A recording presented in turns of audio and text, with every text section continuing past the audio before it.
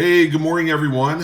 Welcome to another edition of Blue Ridge Silverhound, and we have part two of I don't know how many parts we're doing, but we are going to go ahead and take a look at a few of the finds from the massive wheat scent batch that you see there.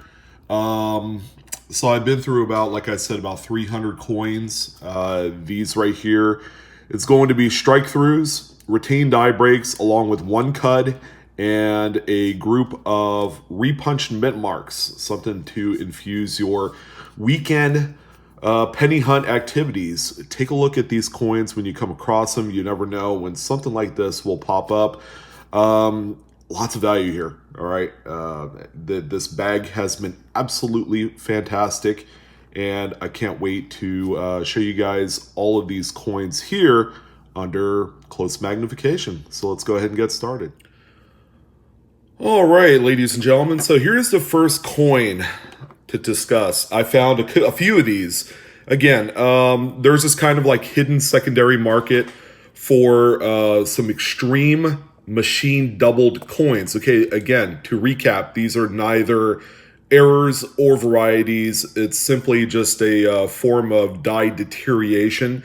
And these are caused primarily when a strike occurs on these coins, and then you begin the ejection process. There's a little bit of a die hop, kind of a shifting of sorts that creates this secondary impression on here. You could most tell the difference because number one, the mint mark is not machine doubled. These were punched independently from the rest of the coin during this era. Number two, you're going to have the shelf-like stepped appearance of the doubling. The kind of like the smushing of some of these devices will make the devices appear larger, yet at the same time kind of shrink them down too, because they're cutting into the actual design. But this is a very incredible, very strong machine doubled coin right here. Now, it does also exhibit a die chip at the bottom of the B, which is kind of inconsequential on a coin like this. But yeah, your main deal is going to be the date on this coin. I've come across these a number of times. They're really anything special, but it's a great kind of like subject coin to have, so that way you can compare to other coins that you have of other dates to see if your coin looks like this. There is a distinct difference between a genuine hub doubled double die coin than, sorry, I didn't mean to confuse you there. A hub doubled coin, which is also referred to as a standard doubled die, whether it's a reverse or obverse, and one that exhibits machine doubling or strike doubling. So that's what this one is here. And hopefully the quality works out for you guys. The device I'm using is called a phone scope. I've used it for a number of years. I picked it up on Coin World. Unfortunately, I can't find them anywhere else other than there, so I figured there was some sort of like contractual agreement to sell the phone scope devices on Coin World's product page. So here's the same coin. The difference is on the top curl of the 9, you're going to have that die chip. So it's filled in there, but this is another strong machine doubled wheat cent or strike doubled coin. All right, I got one more here for you. Now we'll go ahead and move on to the next thing, and we have this one here. Same progressed kind of coin that you saw previous, because it has a big old gnarly die chip on the top curl of the 9, and that's what we have there. All right, so let's go ahead and take a look at the few strike throughs that I came across so far out of about 350 coins found. And first of all, we have a 52S, and the strike through is right here. So just a piece of debris or something of that sort was on the coin prior to the strike. So it had fallen on there, sometimes a little wood chip or, a metal shaving of sorts would find itself onto the coin previous to the strike. 99% of the time, the debris would fall off of the coin after the coin is struck. But coins like this with an actual retained piece of debris, whether it's a wood chip or metal shaving or a screw, piece or whatever would make these coins a lot more desirable. But aside from that, strike throughs of any size, people like these. I generally sell these for between 50 cents and $1. Because of the dollar value amount, I will generally batch these up into groups. So here's a 57D, and the strike through is right there, right underneath Lincoln's bow tie into the lapel region of his jacket. This is what I would consider to be a small strike through. All right, nothing to write home to mother about, but pretty neat find. So I have another 57D. In this case, the strike through is on the reverse, right there. All right, so this will give you a close-up look of what these things look like. And you can find strike throughs all the way up into the brand new coins. Okay, the error that these are produced under is inescapable. Okay, we still have actual human beings operating coin presses. They're operating, or not so much operating, but they're also cleaning the machines. Okay, and they'll use their tools, they'll use brushes to clean them down and stuff like that. They'll apply grease to the dies and all the other different varying parts. So it's like a working, running engine of a car. Okay, you maintain it, you add lubricants, you clean it, and there's so much things that could actually land on the coin that it will translate into what you see here. Again, this is what I would consider to be a small strike through, but as you can see, it's pretty nice, pretty cool. Another thing that I like looking for is, of course, wire bristles from brushes.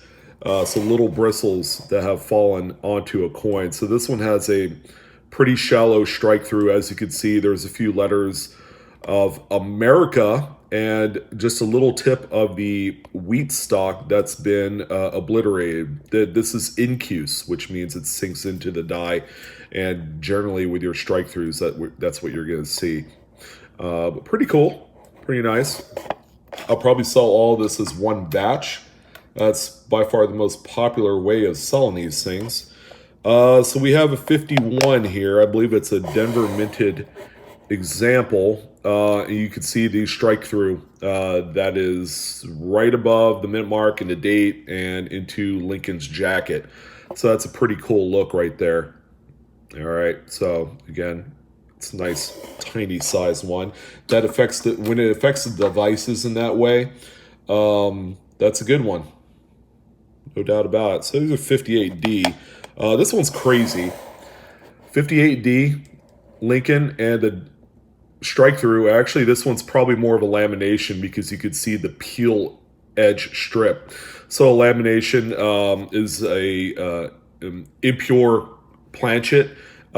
Just the overall composition of these things, back in the day, they leave the door open to all sorts of alloy impurities. So if the U.S. Mint receives a pretty poor batch of planchets, sometimes they use a third-party provider for these planchets. All right, you're going to get some of these peeling going on. Coins are made, or the planchets are made of many different types of layers. So if the annealing process wasn't done 100%, then you have some of these issues that you see here.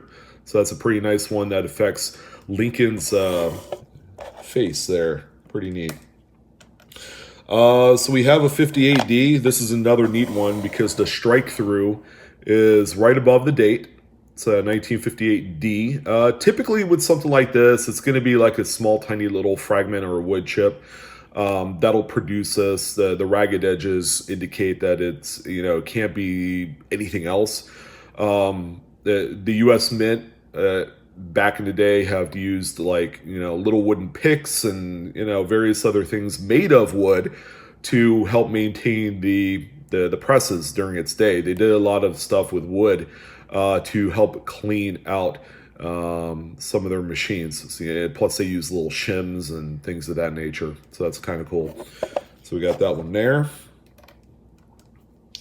We have a 58D. Now this one right here You gotta be careful, you'll miss this one. 58D, it's even got a small, tiny little die chip on the 1.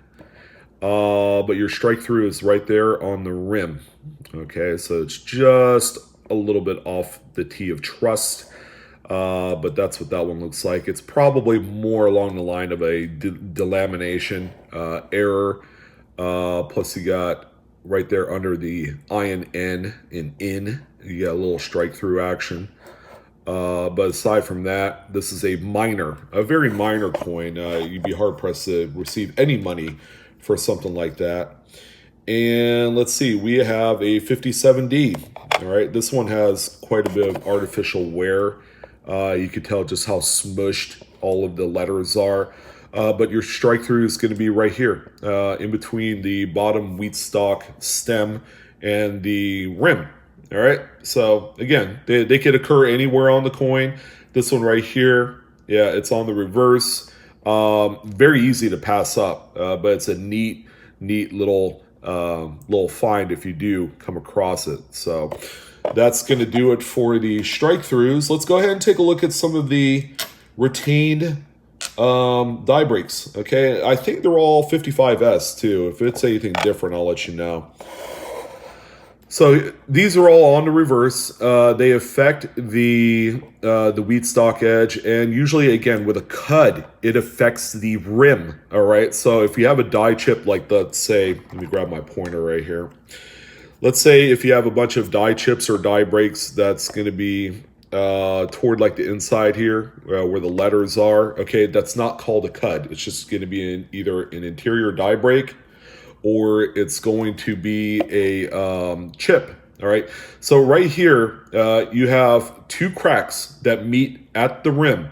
All right, they go into the design element of the wheat stalk, and then they exit. So there's a clear entry and exit point. With a cud, if there's only 1 crack that goes into the wheat stalk but no exit point, that's not a full cud. That is simply just a die crack. All right, so this one here has clearly 2 defined entry and exit points that meet at the rim. All right, so this is a really nice retained die break. I've found a number of these. Now, the real trick is finding the later die state progression full cud. I have a real nice surprise for you. I actually found one with the full cud, all right, where the actual die piece is completely missing on this particular retained die break. So that's a 55S. Here is another 55S with the same one. Okay, this one's a little bit more shallower, but you have really clear entry and exit points at 2 points on the rim. All right, and this is just an overall neat error if you could come across one. This one right here, again, these coins on these 1950s Lincolns, vastly overlooked, but believe it or not, I'll throw this on eBay and I'll make 10, 15, 20 bucks a piece for the retained die break. There's a couple different buyers that, I'll put one on at one point of the year, okay, and then like 6 months later, I'll throw up another listing of a different retained die break. It would be the same buyer that buys it up. So there is a dedicated market for these, albeit it's kind of small. But there's usually some pretty active bidding between like 3 or 4 people on these. They're just error collectors, okay? And they're a niche all on their own. So that's another 55S. Another 55S. All right, let's see if we can find a different stage here. So this one's pretty strong, as you can see. Now, one thing I will say, on this particular retained die break, it looks like the entry exit points kind of meets right at the rim. It's kind of crazy. You don't see that often. But this one right here, okay, you have a lot of action going on in the wheat stalk. You see like 3 or 4 little die chips. This is a really active looking coin in terms of die breakage. All right, so this one, pretty neat. You could just see this die crumbling right before your eyes as it's producing these 55S Lincoln Wheat cents. All right, so here's one more before we get to the actually fully progressed cud, and it's the same one, another 55S. I found nothing but 55S routine die breaks. But again, they could occur in a lot of coins from the 30s to the 50s. Please do keep an eye out for these. I said before, if we're roll hunting Lincoln cents right from the bank, like I said, the general average of finding wheat cents out of these rolls is going to be somewhere in that like 12 to 20 range. Some people get lucky and find more. Some people not so lucky and they find less. But make sure you're looking out for repunchment marks, doubled dies, and some of these die wear type state of coins like this one here. So this is a really cool example, a little bit earlier die state. So here is the 55S with a fully progressed actual fall off the bone type of die break. There you go. So that is most of that piece of die had fallen off at this point, and you see more deterioration, okay, in the die. You see the die chips actually begin to run up the length of the wheat stalk, all right, and the space that you see here, right there, is actually raised, okay, so it's raised to the level of the relief of the wheat stalk and the rim. All right, so this is what the coin would look like once that piece falls off the die, and then it translates into a void on your coin. This coin right here is worth somewhere in that $20 to $30 range. This is a premier find when you're going through the coins. Now, you're not going to always find $1,000 coin, but you know, the sum of all the parts, by the time you're done looking at errors, varieties, you know, and all the other nuances, when it comes to roll hunting, they all add up. I can honestly say I have about $400 in finds just based off of the first couple hundred coins I searched through out of this massive 4,300 piece lot. All right, so that's a chase piece right there. So, all right, so we have a few repunch mint marks. So we're going to take a look at the most common type. Okay, so we have a 58D. All right, so you'll notice that the D is doubled slightly. All right, so this is what they call a D over D repunched mint mark. As you guys know, the mint marks were punched independently with a long steel punch. Okay, so this is an actual mint employee punching the letter D into the master die. All right, sometimes they'll punch one D and it may seem a little tilted or a little bit off, a little bit to the left, a little bit to the right.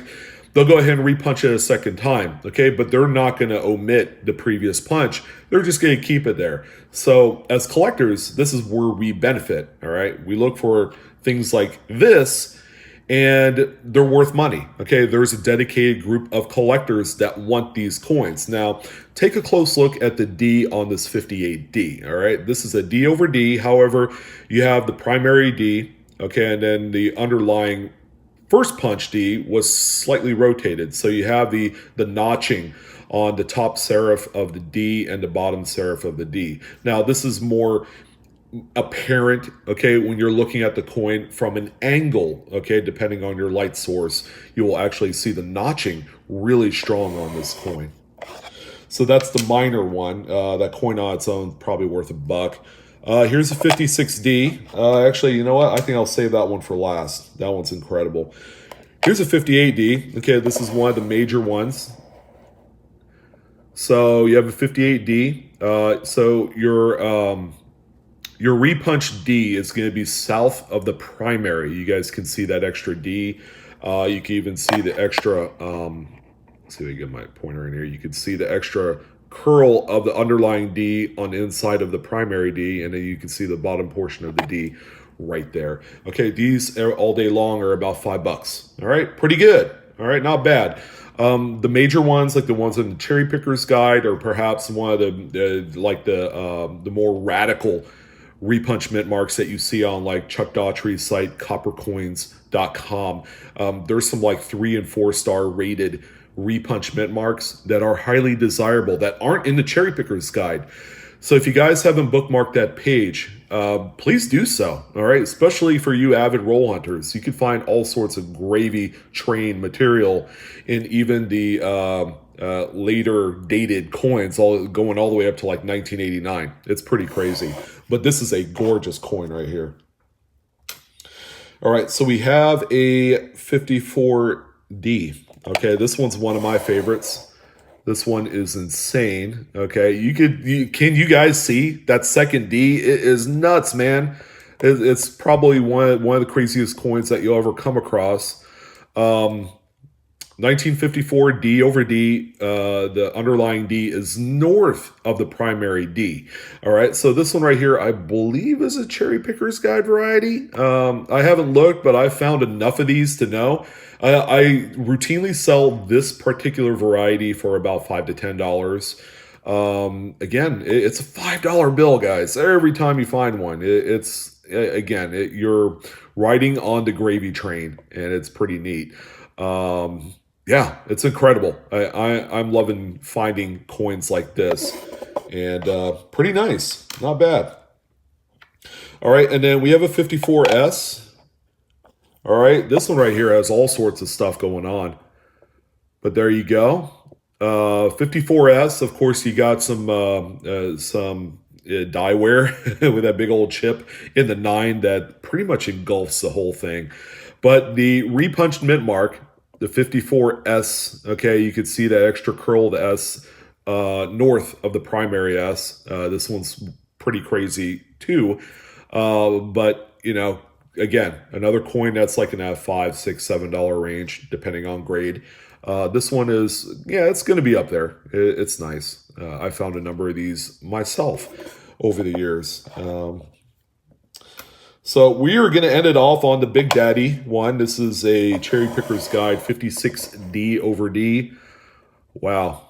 You can't get any more crazier than this. Am I right? But this one right here, the underlying D is west of the primary D. So you have all sorts of things going on. Typically with this, with a naked eye, the D is going to be a lot further up and close in between the 9 and 5 than where it normally sits. So if you're looking at these with a naked eye, you see the D that's kind of like butted up closer to the date, pull it aside. You never know. You might have this particular repunch mint mark, but wow, this is a coin that sells in that $10 to $20 range.